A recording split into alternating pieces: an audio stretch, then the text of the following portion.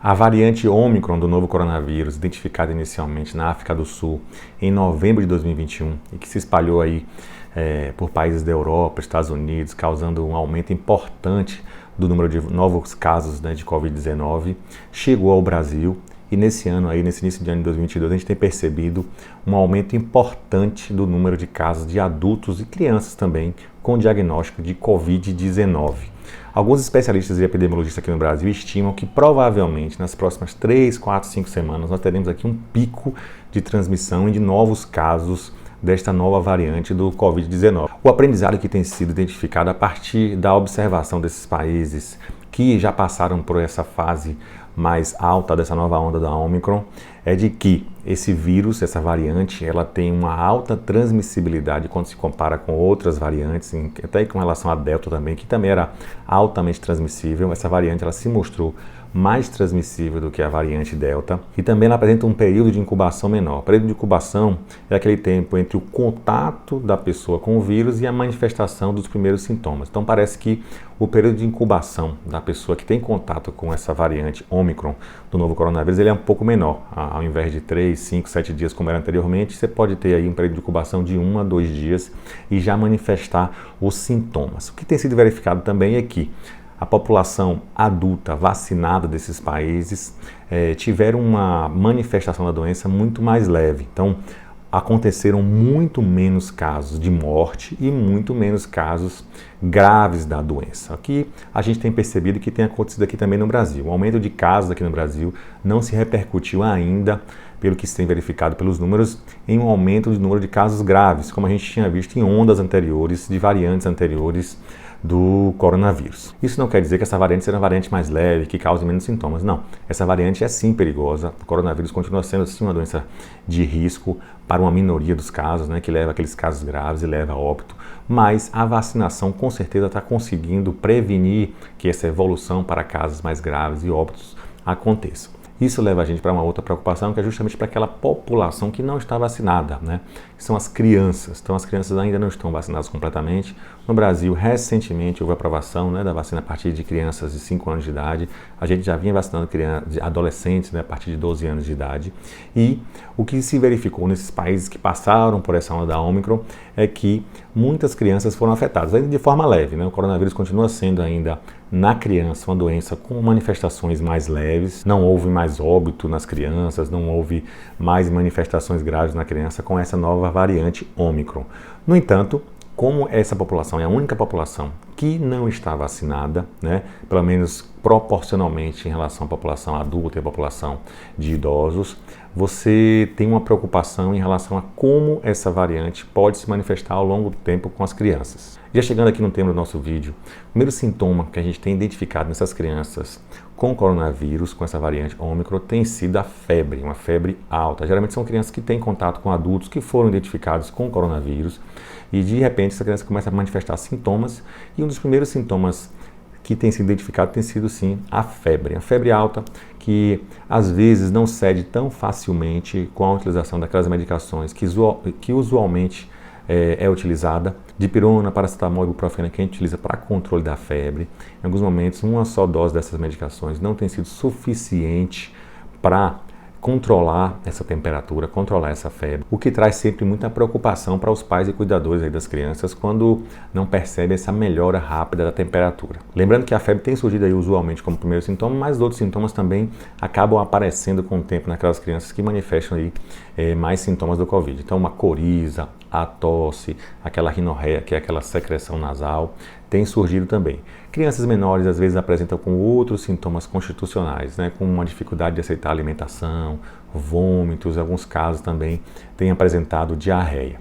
Lembrando que os sinais de alerta importantes para a gente procurar um serviço de emergência ou atendimento médico mais rápido são justamente aqueles mesmos sinais de alerta que a gente tinha anteriormente para basicamente as doenças respiratórias da criança, que são a falta de ar, né, aquela dificuldade de respirar, crianças que têm uma dificuldade de respirar, principalmente aquelas crianças que já têm um histórico aí de broncoespasmo, de asma, de idas a emergências anteriormente por conta de quadros de falta de ar. Então, bastante atenção a essas crianças. Se apresentar sinais de falta de ar, a procura para avaliação médica é bem importante. Aquelas febres que não cedem de jeito nenhum a partir da utilização de medicamentos que a gente usa normalmente, né? E aí você faz a utilização daquelas medicações, a febre não cede, você tenta um banho morno, também não cede. Então essas crianças também precisam ser avaliadas em unidades, precisam ser avaliadas em emergência ou pelo médico aí de confiança, o pediatra que acompanha ou no posto de saúde. E aquela criança que também não aceita nenhum tipo de alimento, que está bem prostrada, apresentando bastante vômitos e que pode evoluir para uma desidratação. Essa criança também precisa ser avaliada por um médico, precisa ser avaliada às vezes numa emergência para que não apresente complicações. Uma outra dúvida que sempre surge é: meu filho apresentou os sintomas iniciais, eu já preciso fazer o teste de Covid para ver se ele realmente tem Covid? A gente lembra que existe o diagnóstico para a Covid-19 epidemiológico, ou seja, se identifica-se que alguma pessoa de contato com aquela criança que mora na mesma casa já tem um diagnóstico confirmado de Covid, a gente pode dar sim um diagnóstico dessa criança que apresenta sintomas e teve contato com essa pessoa de Covid-19 a partir desse critério epidemiológico de diagnóstico. Então, não necessariamente você precisa fazer o teste, principalmente naquelas crianças que são muito pequenas e o teste acaba sendo bastante invasivo.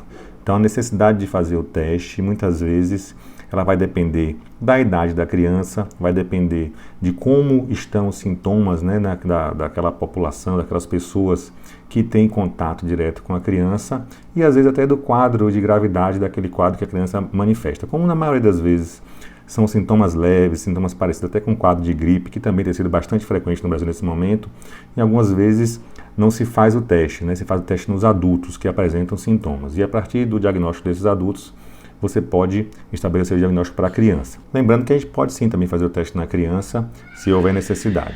Não existe nenhum tratamento específico para a Covid-19 para crianças. O tratamento que é feito nessas crianças, principalmente aquelas crianças que apresentam complicações, é um tratamento de suporte para aquelas crianças que são aí a grande maioria dos casos, que não vai precisar ficar internada, vai ficar em casa acompanhando. Os medicamentos utilizados são aqueles medicamentos sintomáticos usuais, o remédio para febre, o remédio para tosse, o remédiozinho para coriza, nada além disso, o remédio para vômito, para uma dor que pode surgir na garganta, né? Mas não tem nada de medicamento específico voltado para tratamento do coronavírus para criança. Infelizmente, a gente já vinha se acostumando aqui no Brasil ao retorno das nossas atividades, né, com uma disseminação da vacinação para a população. A gente já vinha percebendo uma diminuição dos casos, mais ou menos aí nossa vida voltando a uma certa rotina normal, e a gente vem agora com essa nova onda da Omicron, que provavelmente vai trazer mais restrições e vai trazer preocupação, como já está trazendo, né, para algumas famílias que já estão sendo diagnosticadas com o novo coronavírus, né? Então a gente tem visto mais pessoas próximas da gente sendo diagnosticadas. No nosso trabalho nos hospitais, muitos colegas já apresentando diagnóstico, né, por conta dessa alta transmissibilidade da doença, dessa nova variante. E isso, com certeza, traz preocupação para a gente, por um lado, mas por outro lado também, a gente tem percebido que os sintomas têm sido mais leves. Então a vacinação foi muito importante para que essa nova onda chegasse, mas que não causasse tanto estrago como as ondas anteriores, das variantes anteriores. Mas o cuidado que a gente pede, principalmente nesse final de ano, férias, né, as pessoas tendem a se aproximar, a se aglomerar, participar de eventos com um número grande de pessoas. Então, a gente precisa se cuidar, né, nesse final aí de verão, nesse meio de verão e final de verão. Muito cuidado com aglomerações, muito cuidado para que a gente não ajude a aumentar essa transmissão dessa nova variante, que pode sim trazer repercussões. As precauções desde o início da pandemia ainda estão valendo. Então, tentar evitar aglomerações é muito importante. Utilização de máscara, então isso é fundamental. Uma das formas principais de se evitar a doença e de se evitar a transmissão é a utilização de máscara. Então, mesmo naquelas crianças maiores que conseguem utilizar máscara, oriente, quando for sair de casa, que utilizem a máscara, e a higienização das mãos, né, com álcool em gel, quando disponível, quando possível. Então, lavar bastante as mãos para que, ao ter contato com algum lugar contaminado, não possa ter contato com nossa via respiratória e apresentar o diagnóstico da doença.